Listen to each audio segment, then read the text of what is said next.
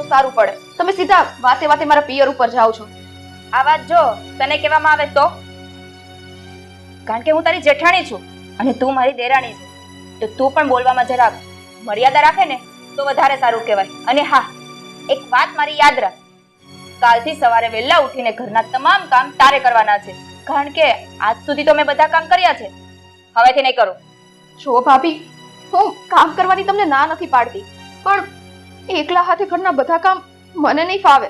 આપણે બંને સાથે મળીને કામ કરીએ તો કામ જલ્દી ઉકેલાશે. વાહ, એકલા હાથે કામ નહીં ફાવે? હા, એકલા હાથે બધું ખવાય તો છે, તો એકલા હાથે કામ કેમ નહીં ફાવે? અને એમ પણ તમારા બંનેના લવ મેરેજ થયા છે, બરાબર? અમે કઈ ઢોલ લઈને નહોતા આવ્યા તમને લેવા માટે. હા, તમારા મમ્મી પપ્પાએ આજીજી કરી હતી કે અમારી સ્વીટી દીકરીને અપનાવી લો, નહીતર તારા જેવી છોકરી આ ઘરમાં પગલું એ ના મૂકે. બસ ભાભી.